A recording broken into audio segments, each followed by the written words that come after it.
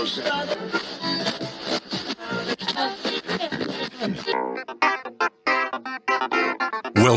to the John freaking Muir Pod. Lace up those boots and sling on the pack for a romp through trails, short and long. With your host and Renaissance man, Doc. It's time to embrace the suck. Welcome back to another week on the trail. I'm Doc, and this is the John freaking Muir Pod. Let's start off with a reminder. If you are enjoying the podcast, help us out. Take just a minute and leave us a review on Apple Podcasts. And if you're not enjoying the pod, well, just go ahead and keep that to yourself. All right, on to this week's premium content. For today's episode, we have a JMT thru hiker with some stories to tell. Josh McDonnell reached out to me on email with a scary story, and I told him he had to come on the pod to talk about that and much, much more. Welcome to the John freaking Muir Pod, Josh. Hey, Doc. How you doing? Fantastic. How are you? Not bad. Not bad at all. Okay. Thanks for having me on. My pleasure. So we go strictly by trail name here on the pod. So I'm Doc, and what is your trail name? The only trail name I think I ever got was Goat. Okay. I usually hike out by myself, so I'm not usually around people who are throwing me trail names. But I was up in the Adirondacks years ago in the High Peaks area. And there's this one section where this kind of have to climb up this ridge. And it's a little sketchy because if you kind of fall off this rock, you can fall off a cliff. It wouldn't be good news. And this one girl was ahead of us just kind of panicked. And she just kind of starfishing on this rock and like not sure what to do. That's a good way to put it. I can see that very clearly. Starfishing. Excellent. Yeah. And like, I understand the fear. You look down, it's a far drop, but it's not too technical. But I'm like, she could panic. She could possibly get hurt. So I kind of scramble up the other side and just come walking up to her on this rock. And then she just looks up in this quivering voice, just goes like, "You're like an effing goat." And I kind of just talk her up, get her knees underneath her a little bit, and she just walks up the rest of the rock, no problem. Very good. Now, I wonder if she was referring to a mountain goat or if she was referring to the acronym GOAT. The acronym did not exist back then. Okay. This was like, something before people spoke in acronyms all the time. Got Yeah, it. it was more the animal goat. I wouldn't refer to myself as the acronym goat ever. All right. Very good. So have you listened to the podcast before, GOAT? I have, yes. Okay, good. So I only ask because I want to make sure that you're familiar with a regular feature that we do called the Pro Tip Insight of the Week. Yes, I'm very familiar. Okay, very good. So I will turn to you at the end of the episode and ask you for your pro tip, something you could share with our listeners to make their next outdoor adventure even more epic. So don't be surprised. Right on. Okay. Do you have a favorite episode? I really like listening to, which kind of got me into the podcast in the first place, like some of your section hike podcast. Because I'm kind of planning to try and do the JMT again this year. So I'm kind of trying to relive some of the sections. I'm like, oh yeah, I remember that section now. I was like, almost you kind of forget about it. And I'm like, oh yeah, after that pass, that was a pain in the ass, wasn't it? And so I like those like little increments. It was like hard sells until like 10 miles.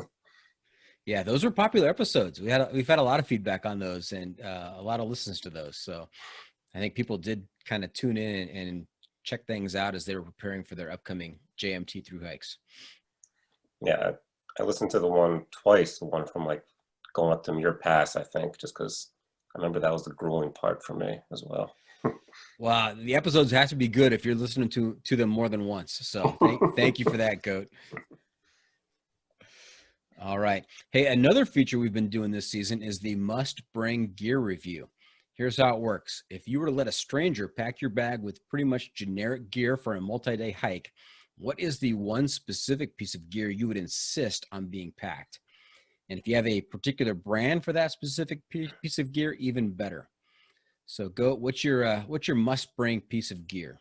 I would have to say my sleeping pad, which because about 3-4 years ago, I got everyone's favorite Thermarest, whatever the heck it's called, the yellow one, X Light. Everyone loves. Never got a good night's sleep on that thing. Is that the foam? Is that the foam fold up one, or is it a blow up one? Yeah, it's a blow up one. Okay, got it. Yeah, the blow up one. But crinkles like paper. Oh, I just don't get me started on that. Oh, it drove me nuts because I just started finding these like YouTube channels and stuff like that. Everyone's like, "Oh yeah, this thing's the best, man." So I splurged. I started like trying to go lighter on all my gear. Start like ticking off all your old gear, getting it light. Like, oh, this thing's gonna be the best. I'm gonna pay extra money for this thing. Hated it. Absolutely hated it. And every time I go up by myself and my wife's not with me, I use her pad just because it's just weighs an extra pound, but I don't care. It's comfortable. Right. But I recently got what is it? The Climate, I think it's called. Climate insulated pad. It's like a 4-season, got 4 or 5 value. I slept on it twice so far, and it is just heavenly. And I would just make sure that I never have an uncomfortable sleeping pad when I'm out there. Getting a good night of sleep is important, and that is key. The Thermarest one you were talking about, I think one of our hiking buddies had the same one, because it got to the point where that thing was so crinkly that anytime he changed position in the middle of the night, it was terrible. I mean, you hear it throughout the whole campsite. And it got to the point that we would wait to see where he would set up his tent, and then we would put our tents on the other side of the campsite from him. Could not sleep next to that guy. Yeah. It's like you're sleeping by the tree the day after Christmas. It's just like constantly. Yes, exactly. So take us through your backpacking kit. What was your backpacking gear like for the JMT? What was your pack weight, and what were some of the highlights? Oh, it was nice and hefty. This was about 10 years ago. And I mean, it had to weigh over 30 some pounds. Like, I wasn't over concerned about trying to get to a weight. That just wasn't my mindset. It was like just trying to get the right, good enough gear. I had a beast of a pack. It was like a Gregory, something or other. It was like, well, it's like the Cadillac of backpacks, and like in function and in size, weight of a Cadillac. It's got all sorts of pockets, things like indestructible. I'm probably gonna have that pack for the rest of my life. But it weighs like 5.5 pounds. That's kind of when I started. I remember I did try and buy an Osprey going on the trip. I just couldn't get it to fit right. And so I'm just like, well, I'm just gonna buy this beast that is just wonderful. It fits like a glove, but I was always used to heavy weights anyway, so that wasn't that big of a deal. I had like just a general Air Core sleeping pad by a Big Angus. I was with someone, so we had like a stove. I'm blanking on the thing. This big stove everyone uses. Jet boil. Yeah, jet boil. Okay. Just because, trying to boil 2 or 3 cups of water at a time made things easy. Sleeping bag probably weighed 4 or 5 pounds easy. It was a 30+ pound base weight. Had to be. Okay. So not only was this before the acronym GOAT, it was also before the age of ultralight. Definitely. Yeah. It was like, you're reading some like little niche blogs. People call like weight weenies. I remember the term was popular back then. Just hearing people cutting off straps and, drilling holes in toothbrushes, that kind of stuff. And it's like, I can't do that. And like, I can't spend that much money either on like getting this kind of gear. That's true. That was definitely a big factor in everything. That's true. Buddy, in one of our very early episodes, talked about the triangle of gear. And then on, one side, one corner you had quality, one side you had price, and one side you had durability, or quality, price, and weight, I believe it was. And so the lighter you go, the more that corner of the expense is gonna rise. So yes, indeed. Got it. All right. Hey, let's back up a little bit and talk about how you got involved in backpacking. You know, where'd you grow up? What kind of hobbies and sports were you involved with? And was outdoor adventuring part of your family dynamic when you were a kid? Not really. I grew up about an hour north of Philly in Bucks County. Not My family would not go on camping trips or hiking trips or anything. And but I always really liked being outdoors. I remember even as a kid, I really enjoyed just sleeping on the screened-in porch outside for no reason. Wasn't like people were there hanging out. I'm just like, I think tonight I'll just go sleep on the porch, and just really enjoyed that that crisp air in the morning, which is always kind of the best feeling when you're camping. Kind of wake up all snug and you have an okay night's rest and you're breathing that clean air. And I just kind of thought about that recently coming on this podcast. Like, oh yeah, I remember just sleeping on that porch for no dang reason. And I didn't have a tent or anything to go camp in the yard with. I just kind of slept outside when I could. But yeah, so didn't really do a whole lot of outdoor stuff. Kind of played some tennis, soccer, marching band outside for that a bit. Yeah. In high school, college, went to art school, and kind of one of my first big travel bugs was I went to Rome. I lived in Rome for a year for school, and that kind of got me the first time out of just out of the area. Before that, my travel destination was like the shore, Jersey Shore to Pittsburgh and New York to Washington. That was pretty much as far as I've ever gone anywhere, other than like a family trip to Disney World when I was in fifth grade. So just kind of getting that first taste of being somewhere else, being around different people, and it really just kind of got that bug, the travel bug, as you get, just like, oh, I really want to start seeing different things and just being out there more. And then graduated college, took a couple other vacations. I just went back to Europe because I just really liked going back what I was familiar with. And then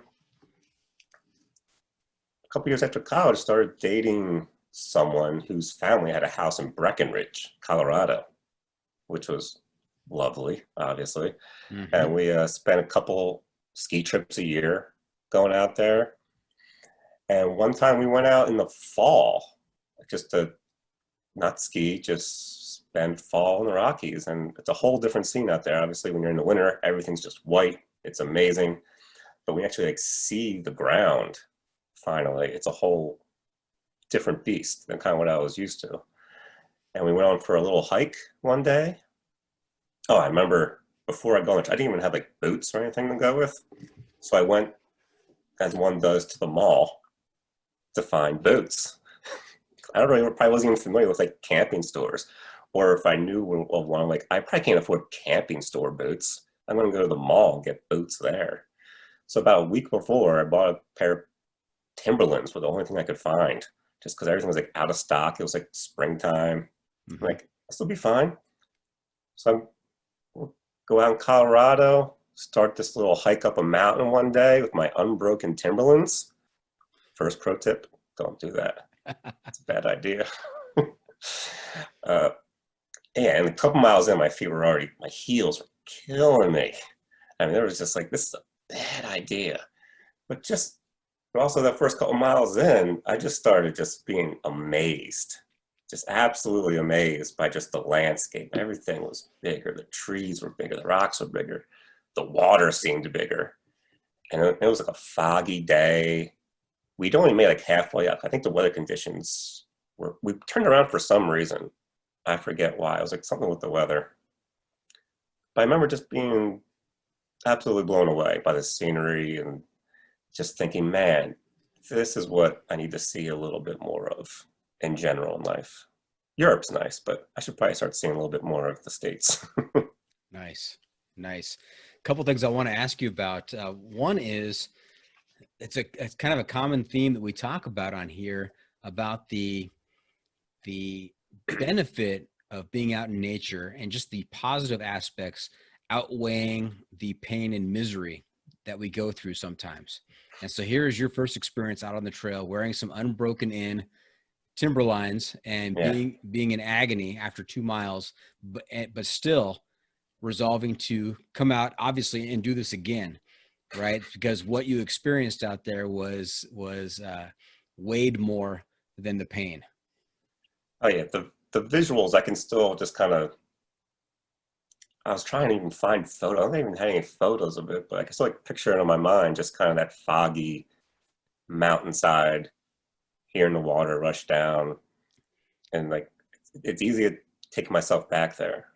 But I also still remember, because I remember my heels hurt for like weeks after, for just being outside for like 3 hours in those things. But yeah, the other part stuck with me a lot more. I guess the boot thing did too, because I did not use them again for hiking, so that stuck with me also forever. Okay. And so what do you use now? Is it boots or trail runners? I have crossed over to trail runners just this year. Mm-hmm. So I have actually really tested them. I'm a little scared about testing them because boots have always worked out really well for me. When I've gotten some like just decent, I've had like 2 or 3 different pairs of boots over the past 7 years, but I don't really not into any brand specifically. But yeah, I've never had foot problems with a real boot. Okay. Never had blisters. My feet are always in great shape. But I'm just like, I mean, trail runners sound really nice though. So like, I'm going to give it a shot this year, and I'm hopefully go out some like good test runs in the next couple of months to make sure everything's a-okay. And so if there were no problems previously, why make the change? Why risk it? Oh, well, obviously it feels a lot better when you're walking. I mean, I've already done a couple like 10, 12 mile hikes, and just, man, it's just super nice. It feels great. Just like you're like, doesn't feel like you have anything on, doesn't feel like you have any weights on your feet. Yeah, I think the saying is for every pound on your foot is like 5 pounds on your back. So if you have heavier footwear, it's gonna take a toll on you. And you don't have that initial like, oh, I'm done, and like just plop in those like, like those big things at the end of it. And you're like, thank God I had those things off. Before it's like, oh, they're just my sneaks. And another question I wanted to ask you is, when did you first become aware? So that was a day hike, but when did you first become aware that there were longer trails out there and there were people who were putting stuff on their back and being out there for days, weeks, months at a time? And you said to yourself, hey, this might be a good idea.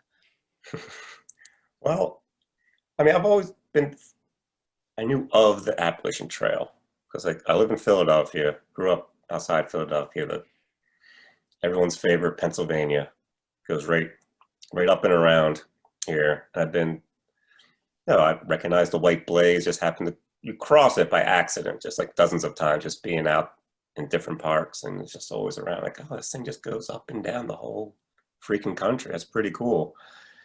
But I didn't really have a sense of the whole culture, honestly. But I knew like people did like backpacking trips, so I kind of slowly thought like I should try backpacking. I think I might really enjoy that. And a couple of years later, I started planning. Let me do something. I don't know what, but I think I'm just going to try get some gear together and go out somewhere for a little. I'm not going to do anything crazy. I'm like, I think I might like this.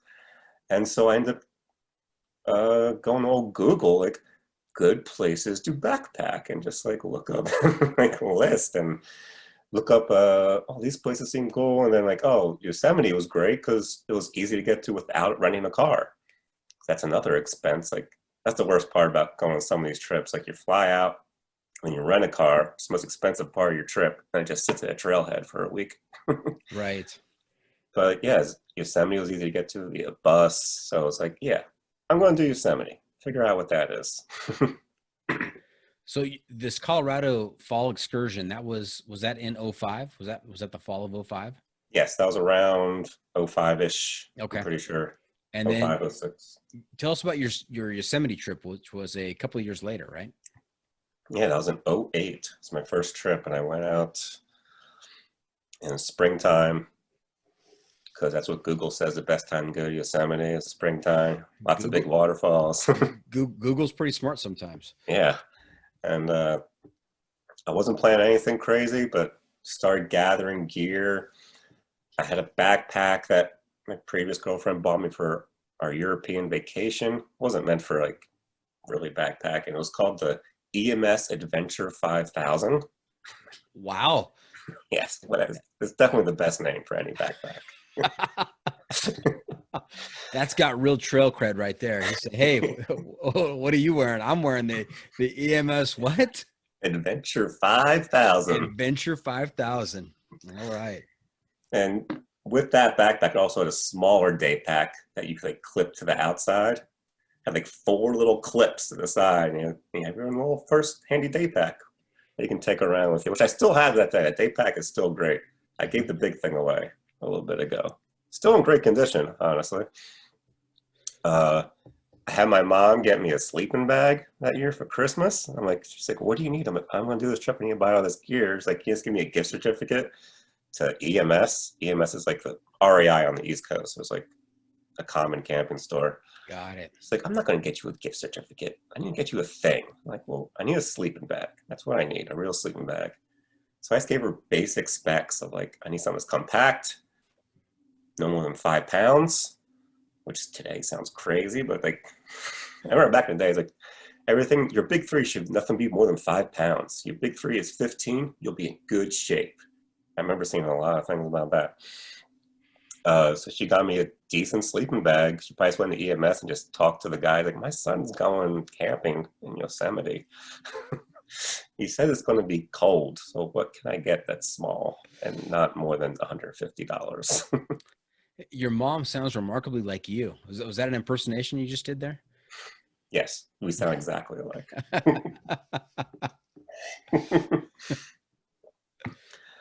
So those were some of my big items.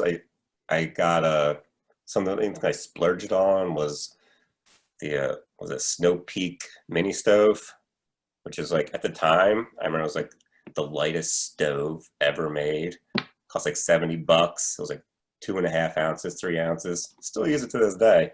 There are better competitors now, but a lot cheaper. But that thing was great. Got my thing, I guess, air core, which held me up for like 6 years. Weighs like 1.5 pounds. That wasn't bad. Mm-hmm. Had a bunch of Algene bottles probably. Carried my big Canon 20D camera. I think 20 stood for pounds. And so what were some of the highlights? What were some of the highlights from Yosemite? What do you remember from that trip? And where'd you go? It went pretty darn well the first trip. Like I kind of took a real easy.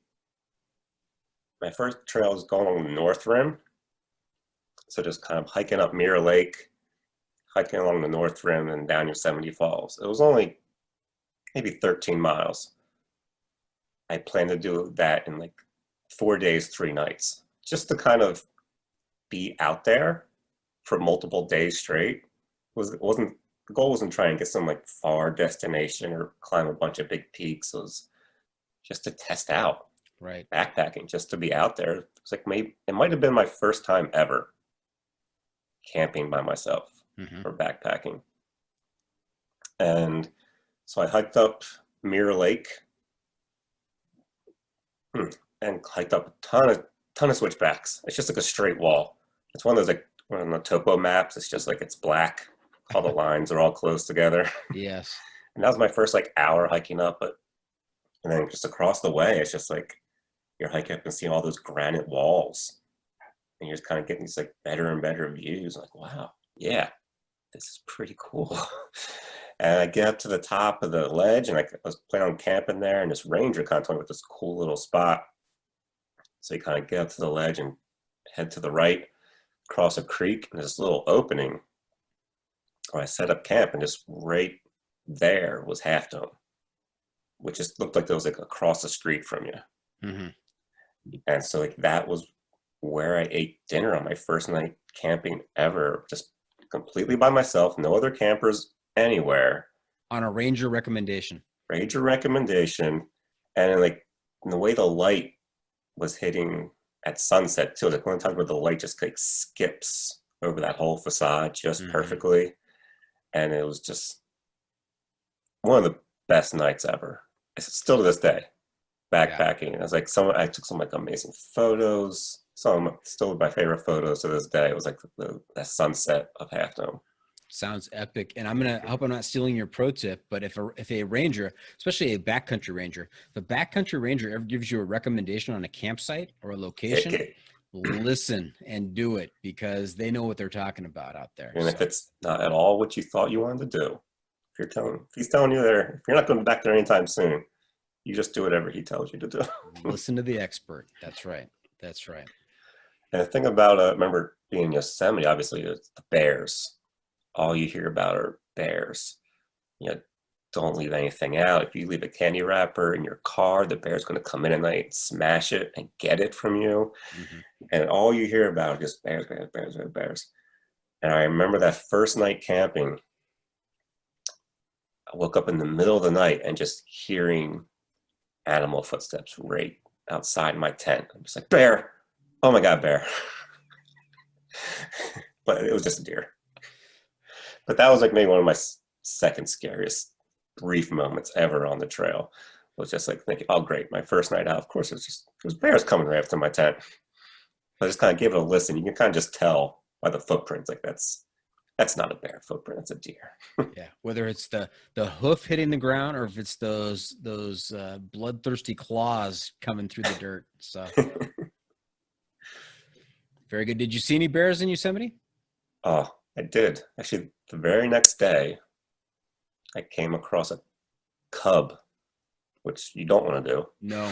And I was like crossing on this really just kind of smooth ridge of like rock face, and the cub was down below and I was going up.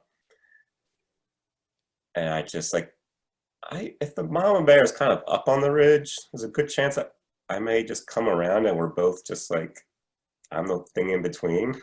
So I just kind of did a U-E and just went like a good like half mile, like off trail. Just kind of went around this large rock face, just to make sure to go around. So my first bear, unfortunately, was a cub, so I wasn't too happy about that part.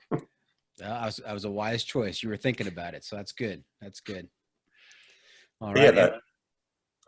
Yeah, that North Rim itself did like the North Dome, which was fantastic, and got near Yosemite Falls end of that day. Just made the mileage really quick. It was like 8 miles. I'm like there by like 2 o'clock in the afternoon. I'm like, this feels awesome. Like that really wasn't that bad. I spent 2 nights just camping at the same exact spot. So it's like pretty much near the ledge when you go down to Yosemite Falls, and just spent that third day just like hanging out on the ledge, talking to some randos. They're just coming up and down, day hiking. And it was fantastic. The weather was great. Just sitting by Upper Yosemite Falls at its like super gushiness and all its glory, just like pushing out the top. Now, when you were talking to the randos, you could be honest here on the podcast. Did you feel like a sense of superiority that you weren't just a day hiker anymore? You were out there. You were backpacking. Not at all. I don't think so. I think the first group I ran into were some like surveyors, which are really cool. They were taking all these photos of like the valley across, like to like measure like rock fall, and like what they were doing was much more interesting than me walking 12 miles to get there. Just outside, they had like gear and cameras, and like they were doing some important work to help future Yosemiteers to come. But yeah, I mean, there's a couple random people, just good day hikers, and no, I never had no superiority whatsoever at that point, because again, I took 3 days to hike 10, 12 miles. Okay. All right. So you do this fall hike in Colorado in 2005. You then expand out to, okay, let's try a multi-day hike where I'm actually sleeping in the outdoors. Yeah. You do that in Yosemite in 2008. How did your travels develop from there? You had a great experience in Yosemite, it sounds like. What was next? Fantastic. Even did after that North Rim, I got to do Half Dome, which is still to this day just one of my favorite hikes ever. It's like climbing that thing. It's like you just get giddy.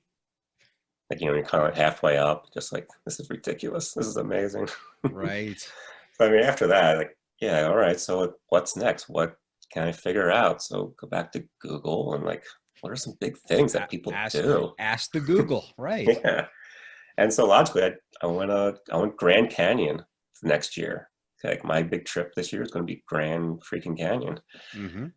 And it's got the word grand in it, so I know it has to be pretty good. Yeah. I mean, that's obviously on hikers and non-hikers alike. That's on most people's list of just things they want to do and see. I'm like, I'm gonna try to be a little more adventurous. Let me do some like real mileage, some good climbs. And I kind of looped in Zion National Park to that same trip, just because like, well, I'm out here. I'm never out here, so might as well try and. So of course, like a week and a half, I hit those two. But the Grand Canyon loop was amazing. I went down from the North Rim, down Thunder River, Deer Creek, which is like a lot of like normal water sources. Fun fact, Thunder River is the world's shortest named river, at only about a half mile long. Oh, really? Okay. Yes.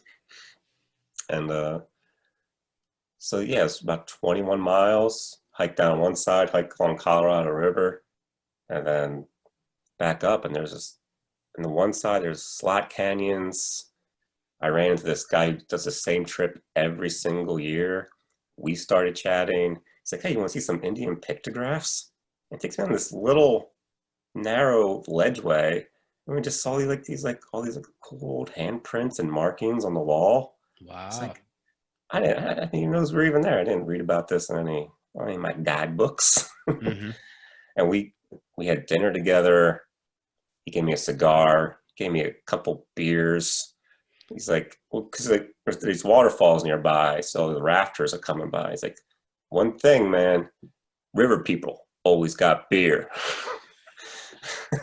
He doesn't hike them in, he just hikes down, goes down to the river and asks other people for beers. And he's like, yeah, hopefully I'm just running this someone I want to talk to for dinner, like you. So I'm saving these beers for you. Want a cigar? Thanks, man. Nuggets of wisdom. You get beer and pictographs.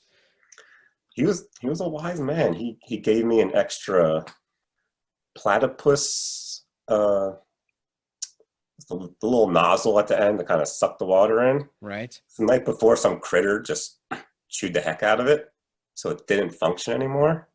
So I had to like whittle a piece of wood and kind of use it as a plug. So every time I wanted water, I'd take this little plug out and suck the water in. And he kind of saw that, like, why do you have a piece of wood sticking out of your bladder? Like, some critter. Well, I got an extra one. Always carry an extra one. And he gave me his extra little nozzle thing. In the same bag, I also had like a belt buckle. Like, that makes so much sense. It's like, yeah, always carry an extra belt buckle. So that's probably the one piece of gear you never want to break when you're backpacking, is that little 1 ounce belt buckle thing. That's right. So I've always carried, after that trip, I always carried an extra belt buckle. Yeah, Billy Yang had his belt buckle break on his JMT through hike. I saw that. We talked about yeah, that a little see, bit. this is why you always carry an extra belt buckle. Do it. Very good. And so you did Grand Canyon and Zion. Which was better? Grand Canyon. Yeah. Grand Canyon is epic. It's a whole just different scenario. You feel like your body is baking. It's a surreal feeling. I remember being at the top on the trailhead, it's like freezing out, and being at the bottom the next day, and just like, it's 10 o'clock. I shouldn't be moving around anymore. Like, you're just trying to stay under shade. You kind of try and get where you're going down there by 10:30, and like your day should be done, or wait until the afternoon. Mm-hmm. You just can't function properly. And I remember just really being kind of like, I really got to push it. This feels awful, but also great at the same time. Yeah, the Grand Canyon, I want to go back. I want to do that same loop again sometime soon. It's like, that thing was definitely surreal. Just once you get off that ledge, I just tell people anytime they're going by there, if you're planning on going to the Grand Canyon, just plan at least like a 4-hour morning. Like get up early and just walk down the ledge for an hour or so. It's a completely different perspective, just the way everything just opens up, and it's amazing. Yeah, I've heard from others that it was kind of surreal being down that low with these canyon walls on either side of you. It feels like you're just in a different world down below everything. Absolutely. Kind of down there, it's like, I wish I was a geologist. I wish I could like recognize the history I'm looking at, just the levels of millions of years of the world just right there. Okay. Hey, we're going to take a quick break. When we come back, we're going to find out what Google told Goat to do next. So stay tuned for that. We'll be right back. And welcome back. We're talking to Goat. And so far we've heard about his initial day hiking experience in Colorado, and his multi-day trip in Yosemite, which went very well. And that escalated to hearing from Google that he should do the Grand Canyon. And he did that and Zion in 2009. And what did Google tell you to do next, Goat? Well, yeah, so after doing Grand Canyon, doing Zion, some like much more strenuous hikes, I'm like, all right, I really enjoy this. I really enjoy the activity. I like being uncomfortable for a few days. I like just like my body being sore. Let me try and just do something more. I don't know, Wes. I started looking for trails that are like 40, 50 miles long. Just I want to be on like one thing for a while, not like 2 or 3 days here. Just it wasn't about just like seeing a bunch of different spots. Like I want to like just be out there for like at least a week or so. But yeah, obviously then when you're looking up these things, the John Muir Trail pops up a lot. I started reading more in the John Muir Trail. Like, man, 200 some miles, that would be pretty cool. And you read about the JMT, and like this is the best section pretty much of that whole trail. And like, man, can I even take that much time off work? It's like, is that even like physically possible for me to like to go out there and take 3 weeks to do this thing? And I just kind of decided that like this has gotta be what my next thing has to be. I'm gonna check this thing off and see if I can possibly get it done. And a few weeks later, I first asked my office to see if so next year, if I use my rollover days plus all my vacation days, can I lump all that into like 1 3.5 thing? And they said yeah. Nice. So that began my planning for the JMT. So what do you do to pay the bills? How do you finance your trips? I am a graphic designer at a publishing company called Running Press Book Publishing. So it's kind of like the schedules for like working on these books is like pretty loose. Like you could definitely make up time if you like put a lot of hours in early. You can like work around these schedules. So it is pretty feasible if you plan well to take that much time off. Okay. And did they ask why you wanted the time off? Oh yeah, you gotta tell it. Well, I'm going to do this, once in a lifetime, right? 212-mile trip. You can't say no to this, can you? You're not going to deny my current dream. Right. And hiking this John Muir Trail. That's right. And I find that when I talk to people about these thru hikes, these, whether it be the John Muir Trail or, I'm talking about other people who have done the PCT or the AT, that a lot of times people aren't that aware, or maybe in the past, they haven't been that aware that these things even existed. And so this look of amazement comes on their faces. Like, people do this? What are you talking about? What's going on? Was that? Oh, absolutely. Was that the reaction you got? Oh yeah, it takes some explaining. Like Yes. it's more than, I'm not really going on vacation per se. I'm going out to just live in a backpack, being days from civilization for about 3 weeks, climb over very high mountains. I'm going to go in August, and it's still going to be freezing out. Yeah, it definitely takes a little bit of trying to sink people's in. Like, the Appalachian Trail. Well, there's like other trails like that over west, but it's a much bigger back there. It's really cool out there. Just trust me. Right. I'll never forget my first awareness of this came I worked in education. I still work in education. And we had a football coach who, that was his deal during the summer, was he was section hiking the Pacific Crest Trail. And so this was mentioned to me, and I'm like, well, what do you mean? And he said, yeah, he's like, he's up to Oregon at this point. I said, what do you mean he's up to Oregon? What is this? Well, yeah, he starts at this point, and then he walks, 10, 15 miles a day, and then he camps there, and then he gets up the next morning, and he does that all over again. He just keeps going north. And it was just mind-boggling to me. I had no awareness of it. And I think because of my experience talking about that, and then later talking to him, that's where, the whole passion started within me to do something similar. So crazy.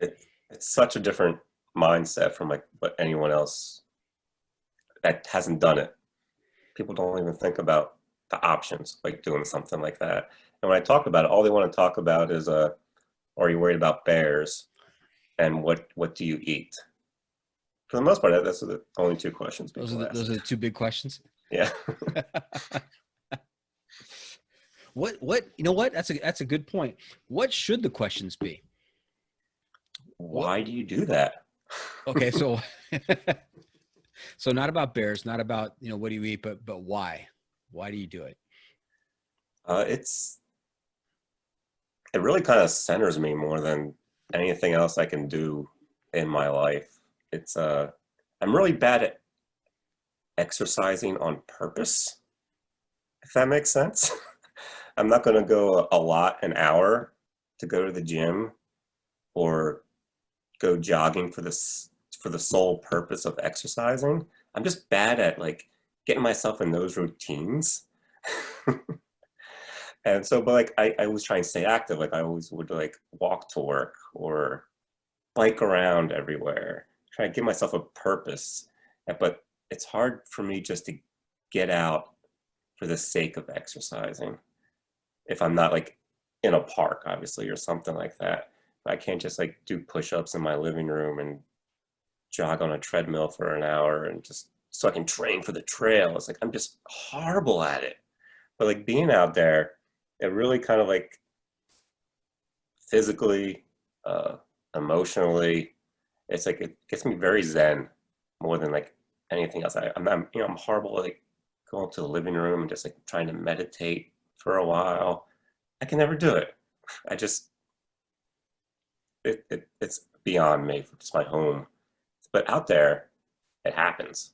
It's like you start daily meditating in a way like you're not used to, and you start just having conversations with yourself all day long, questions about your life, where you've been, where you're going.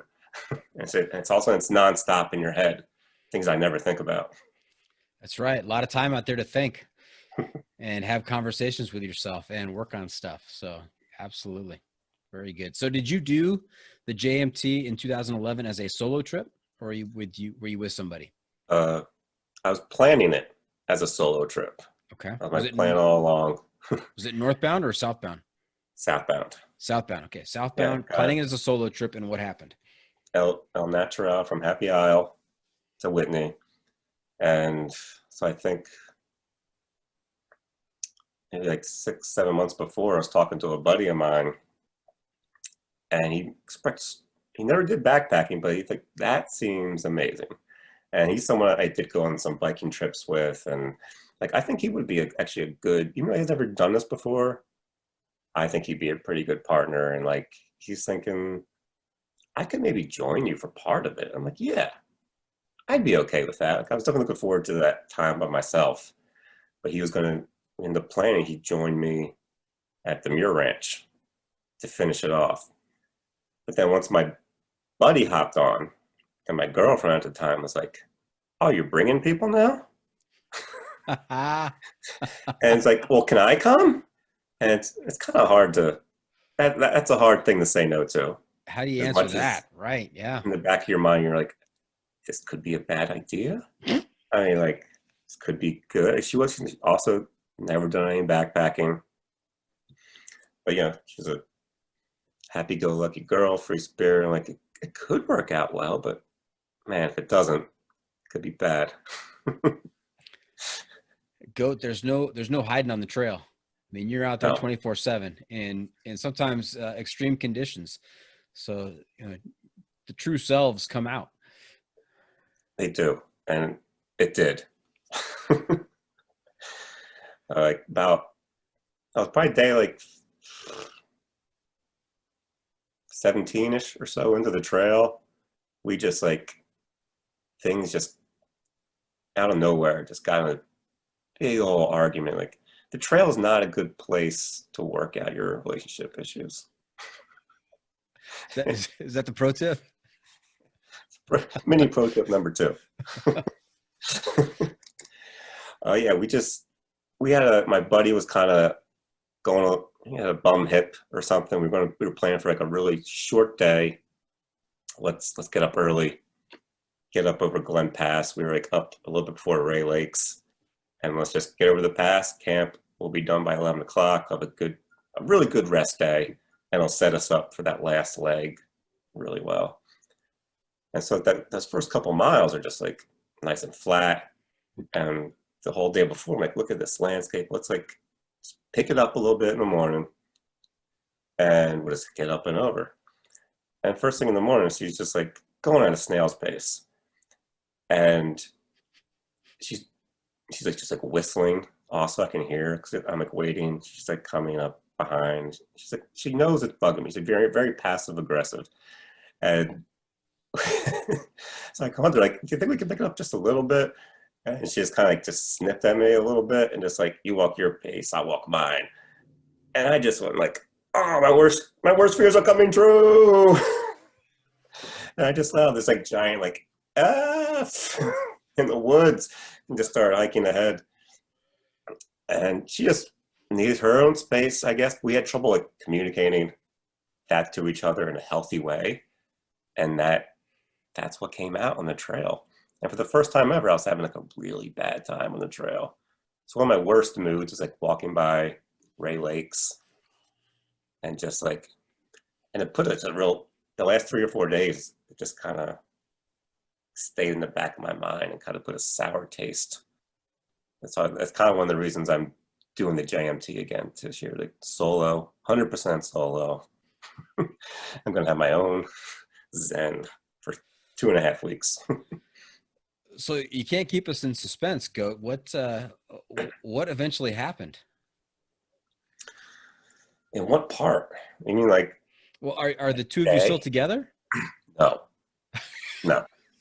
That ended a little over a year after that. Okay, and so you got back from the JMT and hung on for about another year, and it kind of went kaput. Yeah, and it stuck in my mind. It got me so angry I could never even talk about it. Every once in a while, I was like, do you want to talk about what happened? I'm just like, I don't want to talk about it. I don't want to tell. It's like, I'm someone who also gets angry at being angry. It's like, oh, I'm so pissed that I'm pissed right now.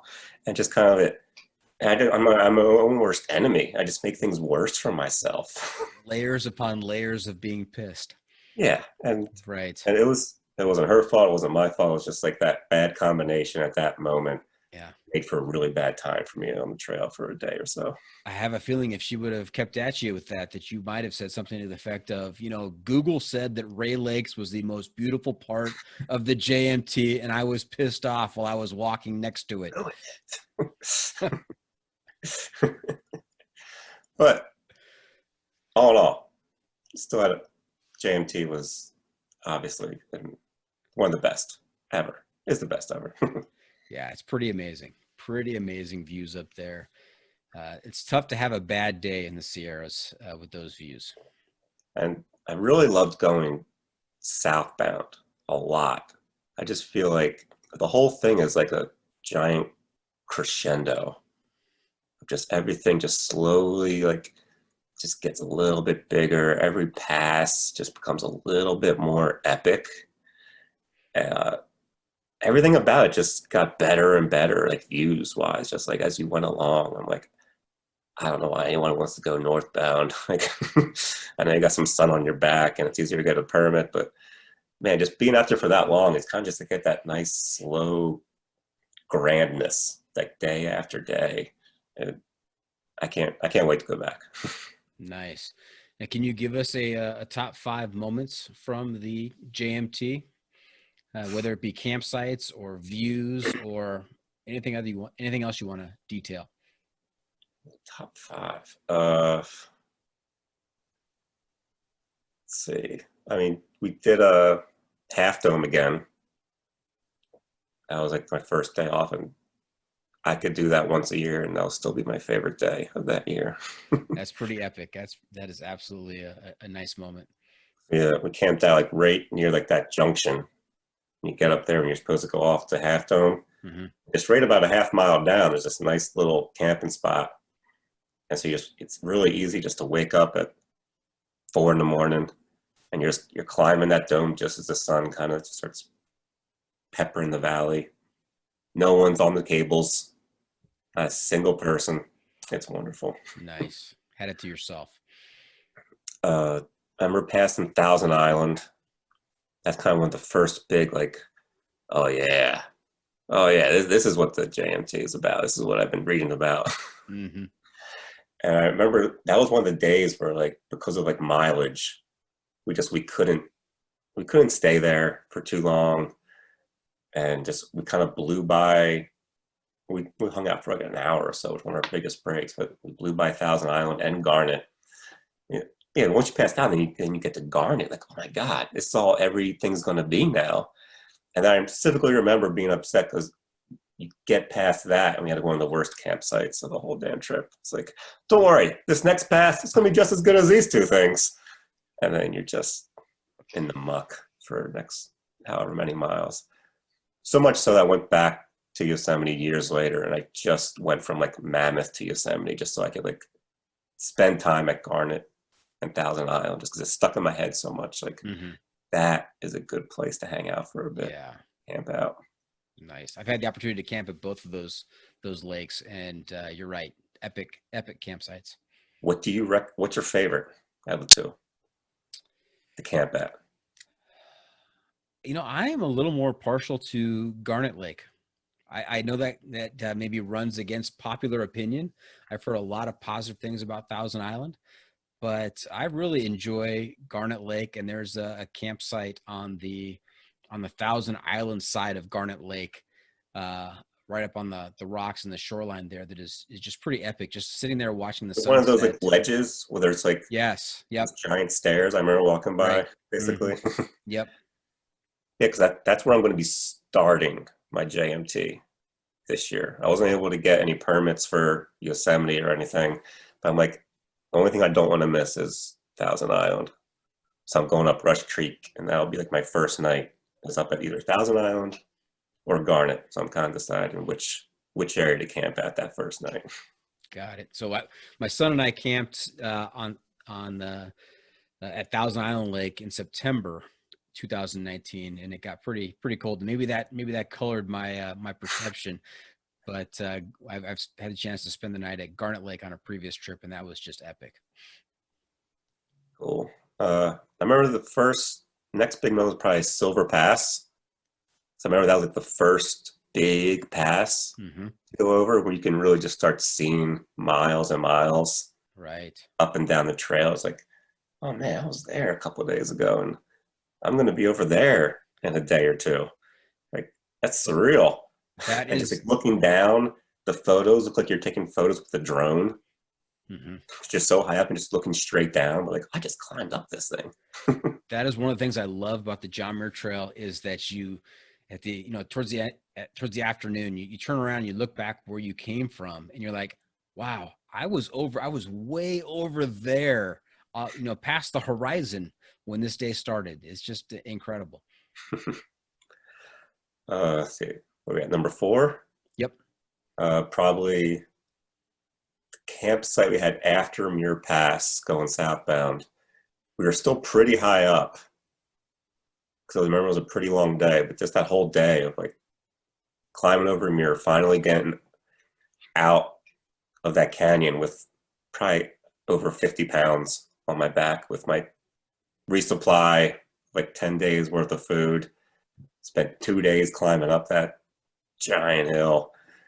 that was the most uncomfortable, definitely, like where every step just kind of hurts that first day or so with that much weight.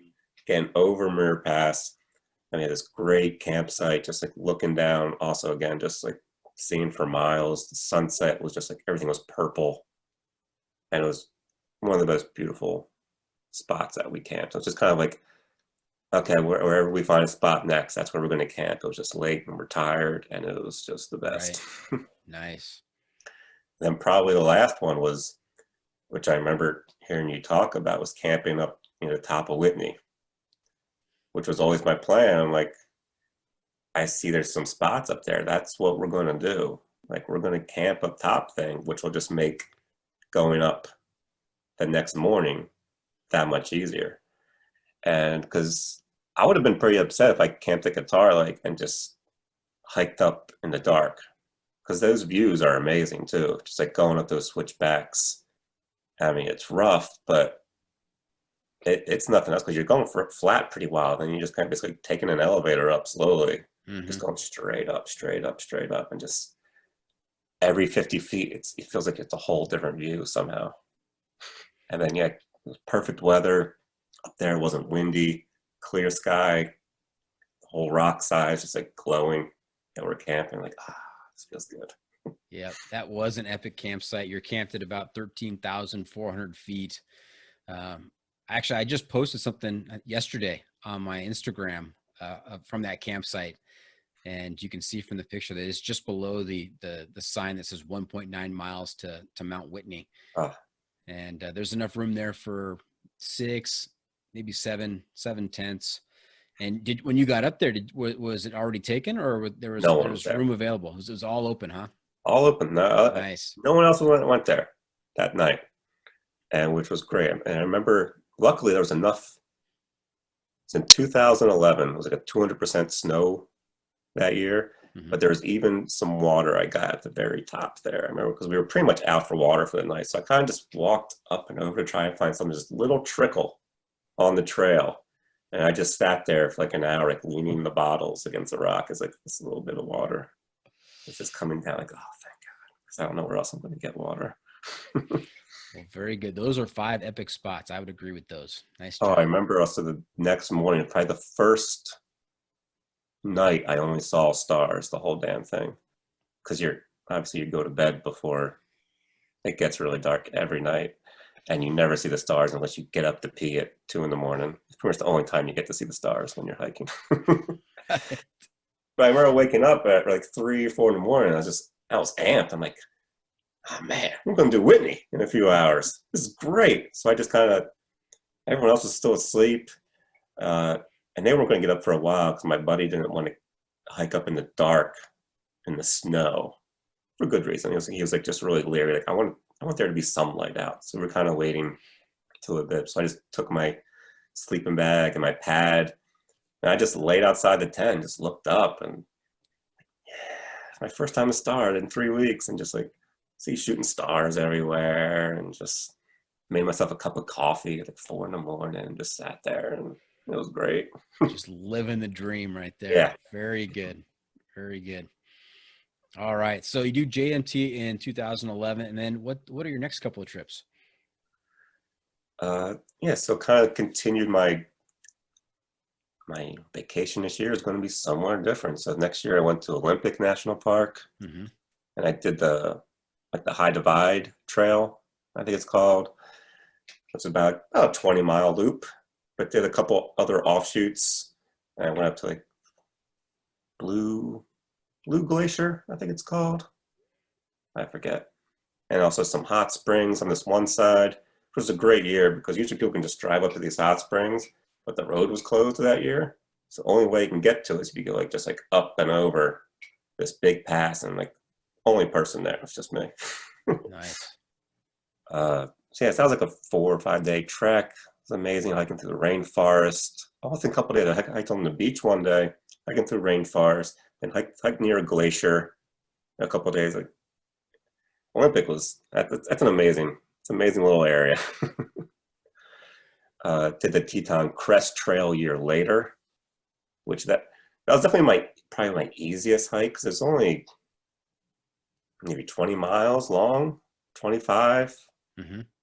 I forget at least the part I did. I even took the gondola up to start and just did the rest of it in like the span of like 3 or 4 days. So just took it really easy. I just kind of like, yeah, I just want to be out there for a bit. Taking the gondola, that's cheating. I know it is, but like, I was more into relaxing on that trip. I'm like, I'm just gonna, yeah, every day it was like 6, 8 miles, just found a new spot. I can't buy this lake. And it's a pretty interesting area because you're pretty much above tree line the whole time. Mm-hmm. But the peaks are like, instead of like looking at John Muir, you're looking up at these peaks left and right. But then in the Tetons, you're just looking to your left and to your right, and there's just giant peaks coming up. You feel everything's like really close to you. It's not so far away because it's just this giant, really narrow ridge of mountains. And it's a whole nother type of landscape. It's just really cool. And with Olympic and with Teton Crest, did those require permits that you had to book ahead of time? I imagine so. I imagine especially Olympic, I'm sure needed to get permits. I was always I knew what I wanted to do around Christmas time of that year. So I knew when the permit offices were open. The first day whenever it was open, I was sending my fax to the permit office. I know, like, I think 10, 15 years ago, they were still just like, only way you can do it is just send us a fax. So you have to send a fax and you have to wait for them to reply through fax or through the mail. There's no like daily lottery, just like immediate accepts or no. Back in the day, the good old days, by fax. Wow. Oh, 10 years ago. Oh my goodness, so long ago. So at the beginning of this episode, I teased the fact that you had approached me with a scary story. And we heard about the bear cub, but that was not the scary story. Do you want to regale us now with the scary story and tell us which trip that came on? Sure. Yeah, that was on the John Muir Trail. This was like about 2/3 of the way in. I think it was before Mather, in between Muir and Mather, before or after Mather. We were in a very wooded area, camped out for the night, settled in about a couple hundred yards away from the trail. And in the evening, I can hear some guy walking along with a big old bear bell, just like really clunky, like, oh, it's some like old timer, really just mowing through with this bear bell. You just hear this gong, dong, dong, dong, this kind of easy going pace. And then like an hour later, I hear that same guy, because you can tell, because no one else has a bell like this. And he's going back the other way on the trail, just like da-dong, da-dong, da-dong. Like, what is he doing? I'm like, there's plenty of spots to camp. Is he looking for something? I don't know. And hours go by, and every once in a while, I hear this same dang bell.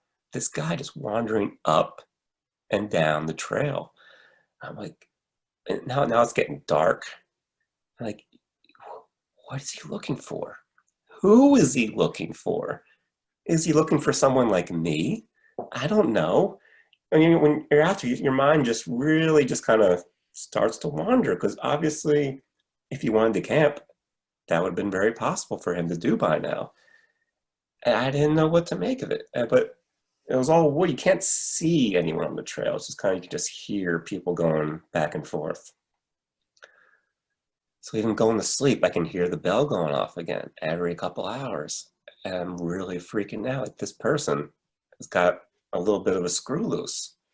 And I hope he's not going to come looking for us, or he's looking for his next victim, maybe. I don't know what. Your worst fears start just like popping in your head. And then around 3 in the morning, I hear like gagong, gagong, like right outside my tent, right there. And I just let out this scream. I'm like, I don't know, what else do? You just go like, ah, I'm trying to scare him. Is this some like deer with a bell stuck on his antlers? I don't know what. I just let to scream to try and scare him or it away, and I don't hear anything. It's like dead silence. I'm just out there like, hey, dude. It's like things. Oh, you're just trying to let these guttural sounds spook it away, and just I hear nothing. It's like, oh, I have to like get outside my tent. And I stand up, and there's this figure. You can just see this silhouetted figure that about 10 feet tall, just staring at me. I'm just like, I will die now. This is a large man, Bigfoot, something, I don't know.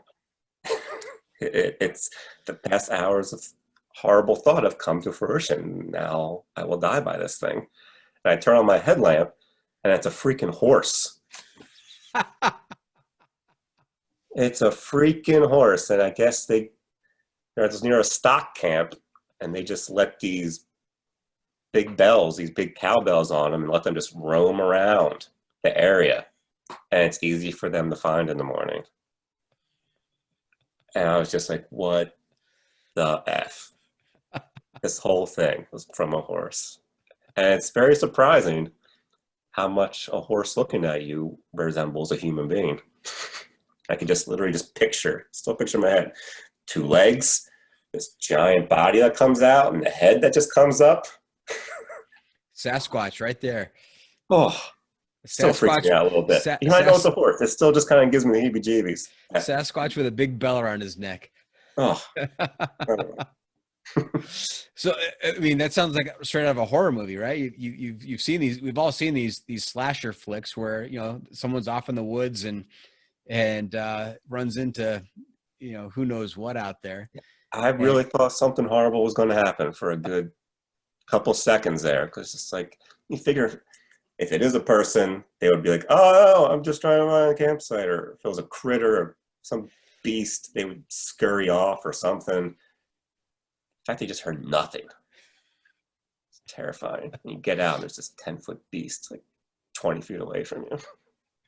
Our worst enemy sometimes is the inner workings of our mind, as we expect the We're the worst. We're the worst for ourselves. There's no worse enemy.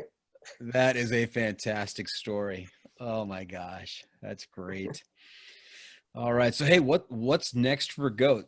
You alluded to this year and the JMT starting at coming in through Rush Creek. Rush Creek, I believe that's right. The trailhead, like near Silver Lake, I believe it is. Mm-hmm. So a nice 9-mile-ish, 5-6 mile hike in to get up to Thousand Island, and then away I go back down to Whitney Portal. That'll be starting August 30th. Oh, so late in the season. It's all I could get, man. This permit system's frustrating as heck. Yeah. No more fax machine these days, like the good old days. You can just hope for the best. But I ordered my 0-degree quilt the other day. I'm going quilt. Going quilt. I like it.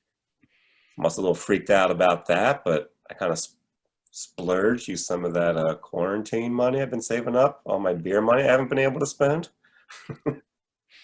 Very good. Good investment. Yeah. And actually I also booked a trip out to Colorado for late July a little bit ago to the Maroon Bells 4-pass loop. Okay. Which I've heard of that one. I was actually planning on maybe doing that last year before quarantine hit. I was planning a trip to go out to Colorado and Utah for a bit. It's like a 25-mile loop right near Aspen. It's supposed to be just epic. That's what Google said. So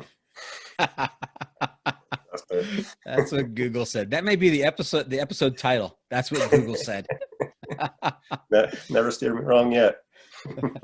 I'm writing that down right now. Very good. Very good. Hey, GOAT, you know where we are right now? I believe we're near the end of the trail, my friend. And we're time for it's time for the pro tip. That's right. The pro tip inside of the week. What little piece of wisdom can you share with our listeners to make their next outdoor adventure even better? I was thinking about this. And for those that do not want to bring furniture with them, as in chairs or whatnot. Like a couch Yeah. I like to make a special lounge out of my sleeping pad. I like lay down my drop cloth, and I'll set up my sleeping pad kind of like against my backpack. I'll clip in it around a third of the way down, so it just kind of turns into a nice big lounge chair. And anywhere you go, you got the most comfortable spot you'll have. Better than a chair, even if you had one. But you're just lounging back, reading the book, having a snack, sitting by the river, whatever you want to do. Everyone's got a lounge chair in their pack already. Just to let you know. That's a great tip, because I know from personal experience that after being out on the trail for a while, you miss sitting in something with a back. You're sitting on a rock, you're sitting Absolutely. on a log, you're sitting on your bear canister, and you're like, man, it would be so great to lean back right now. And unless you have purchased one of those, lightweight, expensive chairs, this is another option available to you that people probably hadn't thought of. So nice job there, Goat. But yeah, even I'm still contemplating buying a chair for this trip, because like now that I've like lost so much weight in my pack, I'm down to about 15 pounds now. I'm like, well, how can I add some of that weight? I can definitely do. I'm used to 30. I can definitely add an extra pound or so. So maybe I'll buy a chair. Maybe I'll bring a heftier camera with me. I don't know. I can definitely up it a couple pounds and be fine. Nice. Bargaining with yourself. That's exactly it. Yep. It's like a diet. Just like put the weight off, put it back on, off and on. Yeah, going from 30 to 15, I mean, that's cutting off a lot of straps off of your bag and drilling a lot of holes in your toothbrush. Yeah, the past couple years I've been kind of a full gear overhaul. Just slowly, like really trying to slim down a bit. I'm 43 now, so I'm like, I want to do my best to keep this backpacking thing hopefully going for a few more. It's been a few years since I've been out on like a big trip. Mm-hmm. So I'm hoping I can light the flame again, light the fuse, this John Muir trail to help get myself back there. So I'm going to purchase some like good gear, some light gear, where my body will not, like I said, I don't like to exercise on purpose much. So I'm not always in the best of shape when I head out there. So going lighter, it's going to help me out. Nice. And do you want to speak it into existence right now that you're going to work on saving up your days, your vacation days, and you're going to take 6 months off and do the Pacific Crest Trail? No. Okay. I think I would love to. Obviously, that would be a dream to be able to take off for long. That's a bit of a commitment, not just on me, but for other people in my life. True. And I definitely don't think my job would let me take off that much work. Not that would be the only thing holding me back. It'd probably be more just my day-to-day home life than anything else. It's a serious commitment. Agreed. That's something. But I've also thought about the AT, because it's like right in my backyard, basically. Mm-hmm. Logistically, it's a lot easier. But it's definitely something that you really have to embrace that suck a lot, I think, for the AT. Yeah. The PCT just seems like a vacation compared to what I read about the AT. It's like you really got to grind to get through that whole thing. But logistically, I mean, I know people like around the whole like middle third. You can like hop in and out of people's houses, probably get drop off, get some fresh showers along the way without paying for hotels. So that's a plus. Yeah, I have to congratulate you living in Philadelphia and coming out and doing the JMT not once but now a second time. So that's it's not in your backyard and it's a serious trip to get out here and do that. So congratulations on doing that. Oh, thank you. I mean, it's worth it. It's like if you're curious about getting out there, man, just do something small. Just like it's like Yosemite's a good place to start. You go out for just be outside in the woods and look at something really good for a couple of days. Don't worry about going 40 miles. Don't worry about getting an 8-pound pack. Just go out with what you have and just like, you'll find out pretty quick if you like it or not. Yep. That sounds like another pro tip. Very good. Very good. So there you have it. That's it. This bonus episode for season 2 is in the books. Hope our listeners enjoyed our time with Goat. I want to thank him for joining us this week. Goat, how can our listeners keep up with you on social media and where can they find updates on your latest adventures? I guess the main spot would be on good old Instagram at Joshua Hank. I post at least once a month, so stay tuned. And that's about it. Okay. Very good. Remember to check out the pod on social media as well. We are on Facebook, YouTube, Instagram, and Twitter. And if you have comments or clips you want to share, you can send it to me at johnfreakinmuir@gmail.com. Goat, I'm also looking to you to give our listeners your recommendation for a book, a movie, documentary, a website, or a YouTube channel that will keep them connected to outdoor adventures. We call this our adventure media recommendation. Wow. Well, it's not going to be a new one, but the Mile and a Half documentary. I just watched that about 6 weeks ago when I decided I wanted to do this again. So I finally watched. I didn't want to watch it before because I just didn't want to take me back there to be like too hard to like, oh, I just want to do this right now. But now that I'm going to do it, I kind of did that whole refresher and just watched that and just like, it's such a good movie. It's just a bunch of regular people they're not trying to do 40 miles in a day. They just took it nice and easy. We kind of had to with that much equipment on their backs. Yeah. I found out later that that was the same year that I was out there. I just missed them by about 6 weeks, probably 4 weeks. Yeah. Did you happen to listen to the episode we did with Jason Fitzpatrick? I did. Yeah. Yeah. He was very interesting. Very, very fun guy to talk to. Yeah. They were great. And just, especially like once you got in about a third of the way through the move and they start getting to meet in the mountains. And like, that's when the memories just come flooding back. Yeah.